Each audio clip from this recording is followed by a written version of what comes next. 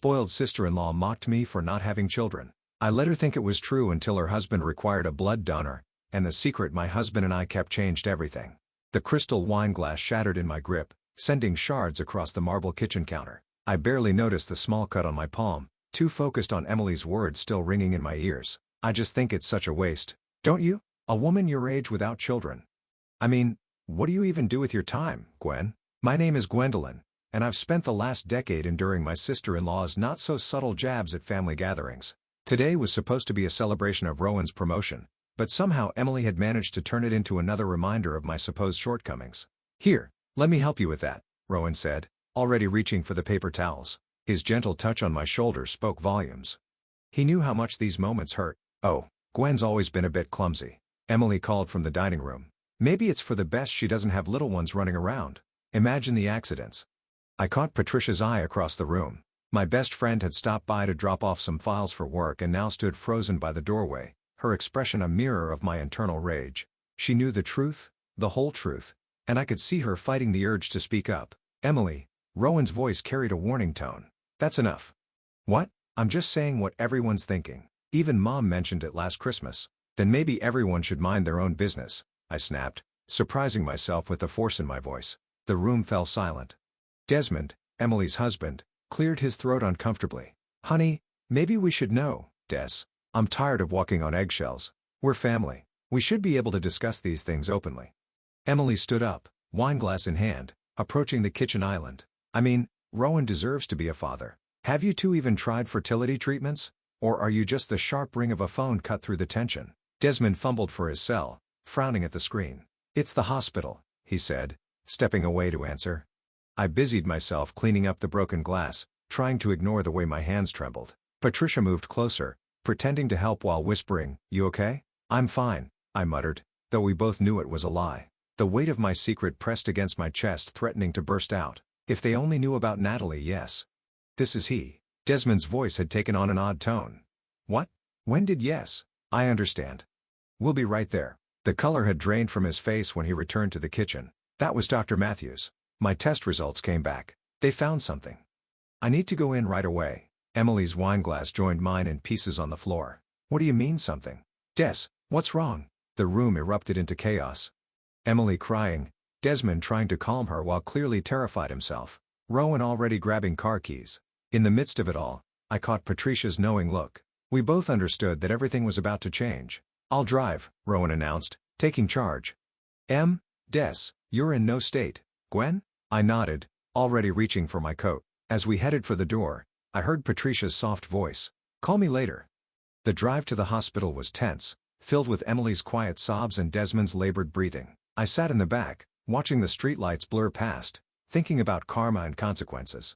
For years, Emily had wielded her fertility like a weapon, never knowing the truth about why we chose not to have children, or rather why we chose to keep our child a secret. Now watching her world potentially crumble, I felt no satisfaction, just a hollow ache and the growing certainty that our carefully constructed facade was about to collapse.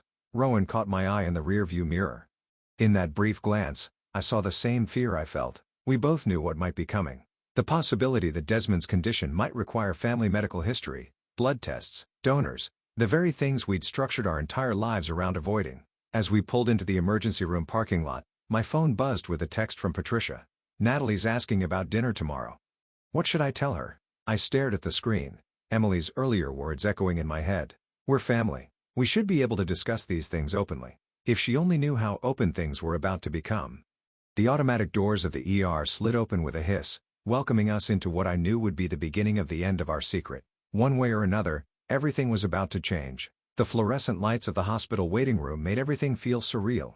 Emily paced back and forth while Rowan filled out paperwork, his handwriting more rushed than usual. I sat quietly, my phone burning a hole in my pocket with Patricia's unanswered text about Natalie. Mrs. Phillips? A doctor in blue scrubs appeared, clipboard in hand. I'm Dr. Matthews. We need to discuss your husband's condition. Emily practically lunged forward. What's wrong with him? Is he going to be okay? The doctor gestured toward the chairs. Please sit down. We found that Desmond has a rare form of aplastic anemia. His bone marrow isn't producing enough blood cells, and his condition is deteriorating rapidly. What does that mean? Emily's voice cracked. What do we do? He needs a blood transfusion immediately, but his blood type is extremely rare. We're looking at a combination of factors that make finding a match challenging. Rowan stepped forward. I'm his brother, can't I? We've already tested your previous donations, Mr. Chapman. Unfortunately, you're not a match for what we need. Dr. Matthews consulted his clipboard. We need to test all immediate family members as soon as possible. Emily was already rolling up her sleeve. Take mine. Test mine right now. I watched as the nurse drew Emily's blood, followed by more samples from Rowan. The waiting room clock ticked loudly in the silence. My hands wouldn't stop shaking. How long until we know? Emily demanded. We'll rush the tests, but it could still be a few hours. The nurse replied, in the meantime, we're searching the national database for potential matches. Emily turned to me suddenly. Gwen, you should get tested too. You never know. I froze. I don't think, please. She grabbed my hand. All traces of her usual condescension gone. Please, I know we have our differences, but this is Desmond's life we're talking about. Rowan caught my eye, a silent conversation passing between us. We both knew what the tests might reveal, not about me, but about someone else. I'll do it, I said quietly, rolling up my sleeve. The next 3 hours were excruciating. Emily alternated between crying and making frantic phone calls to family members. Rowan paced the hallway, occasionally disappearing to make his own calls. I sat frozen, my mind racing through scenarios, each worse than the last. Finally, Dr. Matthews returned, his expression grim. I'm sorry, but none of you are matches. Emily collapsed into a chair, her shoulders shaking. What? What do we do now? We need to expand our search. Are there any other family members, children, cousins? We don't have children, Emily whispered, then shot me a look that for once held no malice, only desperation. What about your side of the family, Gwen? My throat went dry. I need some air. I practically ran to the hospital garden, rowing close behind. The cool night air did nothing to calm my racing heart. We have to tell them, I said, the words feeling like glass in my mouth. Gwen, think about this. We agreed. She's 13, Rowan, old enough to understand, old enough to make her own choice. I pulled out my phone showing him Patricia's text, and she's the only one who might be able to save Desmond's life. You don't know that she'll be a match, but I know her blood type. It's the same as her father's, the same as Desmond's. And given everything else, I trailed off, remembering the genetic counseling we'd received years ago. Rowan ran his hands through his hair, a gesture I knew meant he was conflicted. This will change everything. Emily will never forgive us for keeping this secret. Desmond could die, Rowan. Are we really going to let that happen just to keep our secret? A nurse appeared in the doorway. Mr. Chapman, your brother is asking for you. Rowan squeezed my hand before following the nurse. I pulled out my phone and dialed Patricia's number, my fingers trembling. Patricia, I need you to bring Natalie to the hospital. Yes, now. It's time they knew the truth. As I ended the call, I caught sight of Emily through the hospital window, her face buried in her hands. The woman who had spent years making me feel less than now brought low by circumstances beyond her control. I should have felt vindicated, but all I felt was tired. Tired of secrets, tired of pretending, tired of the walls we built around our lives. In 30 minutes, those walls would come crashing down, and nothing would ever be the same again. Patricia arrived first, her face etched with concern. Natalie's in the car with Mark. Are you sure about this? I nodded, though my stomach was in knots. Where else can we hide when someone's life is at stake? You don't owe them anything, Gwen. After how Emily's treated you all these years. This isn't about Emily. I took a deep breath. It's about doing what's right and about Natalie having the chance to know her family. Through the glass doors, I could see Natalie stepping out of Mark's car. Even from a distance, she looked so much like my sister, Sarah. The same dark curls, the same way of holding herself. Mark's hand on her shoulder was protective, steadying. He'd been there the night Sarah died, had helped us make the decision that would shape the next 13 years. Aunt Gwen, Natalie called out, her smile bright despite the late hour. Patricia said Uncle Desmond is sick? The word uncle hit differently now. Yes, sweetie, but before we go in, we need to talk about something important. We found a quiet corner in the hospital garden. Mark stood watch near the entrance while Patricia sat beside Natalie on the bench. I knelt in front of her, taking her hands in mine. You know how we've always told you about your mom, Sarah? About how she died right after you were born? Natalie nodded. And how you and Uncle Rowan arranged for Patricia to raise me because you weren't ready. That's not the whole truth. My voice cracked. Sarah died because of complications during pregnancy. She was carrying twins. Natalie's eyes widened. Twins? Yes, you and your brother. There were complications during delivery. Your brother didn't make it, and Sarah's eyes squeezed her hands tighter. Sarah was married to Desmond's cousin. He died in a car accident while Sarah was pregnant. Wait. Natalie pulled back slightly. Uncle Desmond, he's my uncle? Like, really my uncle? Yes. And that's why we need your help. He's very sick, and he needs a blood transfusion. You might be the only person who can help him. Natalie was quiet for a long moment, processing. Does he know about me? No one does, except the people here right now. We kept it secret to protect you, to give you a normal life without all the family complications. But now someone's life depends on it, she finished, showing wisdom beyond her years. Will it hurt? The transfusion? Patricia spoke up. Just a little pinch. I'll be right there with you. What about Emily? Will she be mad? The question hung in the air. Mark stepped closer. She might be, kiddo, but that's not your fault. The adults made these decisions, not you. I heard footsteps behind us and turned to see Rowan. His face was drawn with worry.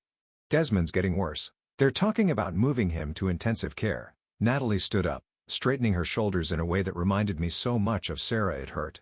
I want to help, but can I meet him first before everyone knows? Rowan's eyes filled with tears. Of course, sweetheart. I'll take you to his room. As Natalie walked away with Rowan, Patricia grabbed my arm. What about Emily? She's going to explode when she finds out. Let her, Mark said firmly. Some secrets need to come to light, and maybe this will teach her some humility. I watched through the window as Rowan led Natalie to Desmond's room. Emily was at the nurse's station filling out more paperwork. She glanced up as they passed, her expression confused but not yet suspicious. I should go in there, I said, moving toward the door. Mark's voice stopped me. Remember what Sarah said that last night about family being more than blood? I nodded, remembering my sister's final hours, how she made us promise to keep Natalie safe, to give her a life free from the weight of family expectations and obligations. She also said that sometimes the truth sets us free. I replied, I think it's time we all got free. Walking through those hospital doors felt like crossing a threshold. Behind me lay 13 years of secrets and careful arrangements. Ahead lay uncertainty, confrontation, and probably a lot of anger, but also maybe something better, something honest. Emily looked up as I approached. Her mascara streaked from crying. Who's that girl with Rowan? She looks so familiar. Emily, I said, my voice steady for the first time in years. We need to talk about Sarah. Sarah? Emily's brow furrowed. Your sister, Sarah, the one who died in childbirth? I guided her to the nearby waiting area away from the busy nurses' station. Patricia and Mark followed, creating a protective barrier between us and the rest of the hospital. Sarah was married to James, Desmond's cousin. I started watching Emily's face carefully. When she died, she left behind a daughter. Emily's eyes darted toward Desmond's room where Natalie was still visible through the window. That girl. No. That's impossible. We would have known. Desmond would have known. James died before the babies were born. Sarah made us promise. Babies? Emily's voice rose sharply. What do you mean babies? I took a deep breath. Twins, a boy, and a girl. The boy didn't survive. And Sarah, she knew she wasn't going to make it. She made us promise to protect Natalie, to give her a normal life away from all the family drama. Emily stood up abruptly, her chair scraping against the floor. All these years, you've let me talk about children, about family, and you had a niece. You let me believe. She stopped, realization dawning.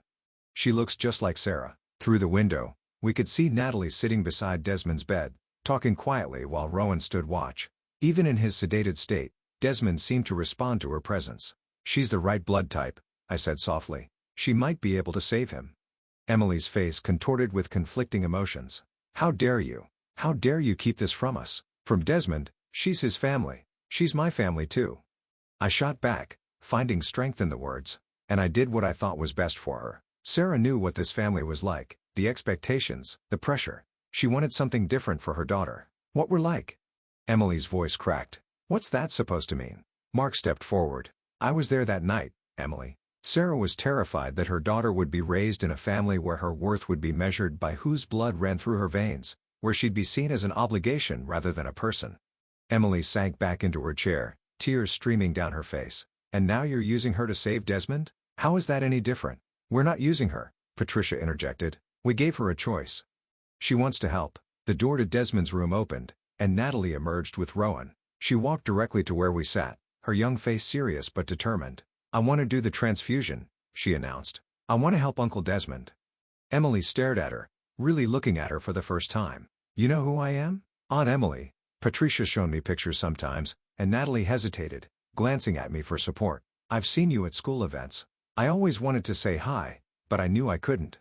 Emily covered her mouth with her hand, a sob escaping. All this time, You were right there? Patricia raised her just across town, I explained. We arranged it so she could have a normal life, but still be close enough that we could be part of it. Part of it? Emily's voice turned bitter again. You mean you gotta be part of it, while the rest of you were too busy judging and measuring everyone else's lives, Rowan cut in sharply. Can you blame us for wanting to protect her from that? The silence that followed was heavy with 13 years of secrets and judgments. Finally, Natalie spoke again. Her voice small but clear. Mom? Sarah. She left me letters. She wrote about all of you. She said family was complicated but worth fighting for. I'd like to try if you'll let me. Emily looked up at her, then at me, her face a battlefield of pride and desperation. We need to test her blood type, make sure she's really a match. Already arranged, Rowan said. The doctors are ready whenever Natalie is. Natalie squared her shoulders. I'm ready now. As she walked away with the nurse, Emily caught my arm. Her grip was tight, her voice barely a whisper. If this works, if she saves him, nothing will ever be the same. I watched Natalie disappear around the corner, thinking of Sarah, of secrets, of the walls we build to protect ourselves and others. Maybe that's not such a bad thing. The sun was starting to rise outside the hospital windows, painting the sterile walls with hints of gold. A new day was dawning, and with it, the end of our carefully constructed facade. Whether we were ready or not, the truth was finally breaking free. The blood test results came back within the hour. Dr. Matthews could barely contain his relief as he delivered the news. She's a perfect match, he announced. Better than we could have hoped for, actually. The genetic markers are remarkably compatible. Emily, who had been sitting rigidly in the corner, let out a sound somewhere between a laugh and a sob. Of course, they are. She's family. The way she said family made me flinch, like it was both an accusation and a plea. Can we begin the transfusion immediately? Rowan asked. Yes, we're preparing everything now. Natalie's already in the treatment room with Dr. Matthews glanced at his chart. Miss Walker? Patricia. I corrected automatically. She's Natalie's legal guardian. Emily's head snapped up. Legal guardian? You mean you didn't even— This isn't the time, Mark interrupted firmly. Let's focus on Desmond. The next few hours passed in a blur of medical procedures and tense silences. I stationed myself outside the treatment room, watching through the window as Patricia held Natalie's hand while the nurses worked. My brave girl didn't flinch once as they inserted the needle.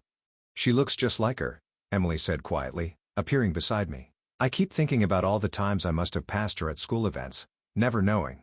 She was in your daughter's class play last year. I admitted. She played the tree, the one with the beautiful solo. Emily's voice cracked. I recorded it on my phone. I have a video of my niece singing, and I didn't even know it. Before I could respond, Dr. Matthews emerged from Desmond's room. The initial response is promising. His vitals are already showing improvement. Emily sagged against the wall in relief. Can I see him? Briefly, he's still heavily sedated. As Emily disappeared into Desmond's room, Natalie emerged from her treatment, Patricia supporting her slightly wobbly steps. How are you feeling, sweetheart? I asked, rushing to her other side. A bit dizzy, she admitted. But okay. Did it work? Did I help Uncle Desmond? You did amazing, Rowan assured her, pulling up a chair. The doctors say he's already doing better. Natalie smiled weakly, then turned serious. What happens now? With everyone? I mean? Patricia squeezed her shoulder. Whatever you want to happen, honey. This doesn't change anything unless you want it to. But it already has changed, Natalie said, wisdom beyond her years showing in her eyes. And I think maybe it should. Emily emerged from Desmond's room just in time to hear this. She stood awkwardly at the edge of our group, looking lost, so different from her usual confident demeanor. I'd like to get to know you, she said softly to Natalie. If you'll let me. I know I don't deserve it after how I've treated your aunt. You didn't know, Natalie said simply. That's no excuse, Emily replied. And for the first time in our entire relationship, I heard genuine remorse in her voice. I've been horrible to Gwen for years because of my own issues. I was so focused on what I thought family should look like that I couldn't see what was right in front of me. Sarah used to say you were actually really nice in high school, Natalie offered before everything got complicated. Emily's eyes filled with tears. She did? You know stories about before? I have all her letters, Natalie said. And Aunt Gwen and Patricia tell me stories sometimes. Would you like to hear some of them? The olive branch was so unexpected, so graceful that I had to turn away to hide my own tears. I felt Rowan's arm slip around my waist, steadying me. I'd love that, Emily whispered. But first, you need to rest. Doctor's orders.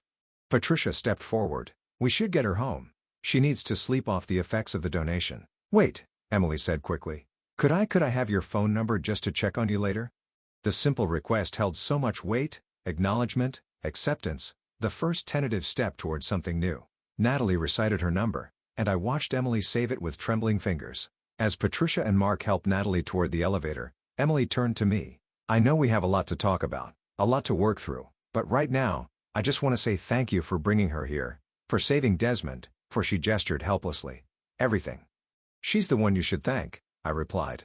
She chose to help despite everything just like Sarah would have, Emily said softly. We stood there in the hospital hallway, the morning sun streaming through the windows, illuminating all the broken pieces of our family's story. But maybe, just maybe, those pieces could be reassembled into something stronger, something truer than before. 3 days after the transfusion, Desmond opened his eyes properly for the first time. The doctors called it a remarkable recovery. Emily called it a miracle. I called Patricia. He's asking about Natalie, I said into the phone. He wants to meet her properly this time. She's been waiting by the phone, Patricia replied. Let me guess. Family dinner? Emily's insisting on it tonight at their house. Are you coming? Try and stop me. The house that had been the site of so many uncomfortable family gatherings looked different now. Emily had cleaned frantically all morning, rearranging furniture and fussing over place settings. When the doorbell rang, she nearly dropped the casserole dish she was holding. I'll get it, I offered, but she shook her head. No, I need to do this. I watched from the kitchen as Emily opened the door. Natalie stood there with Patricia holding a bouquet of flowers and looking nervous. Hi, Aunt Emily, she said softly.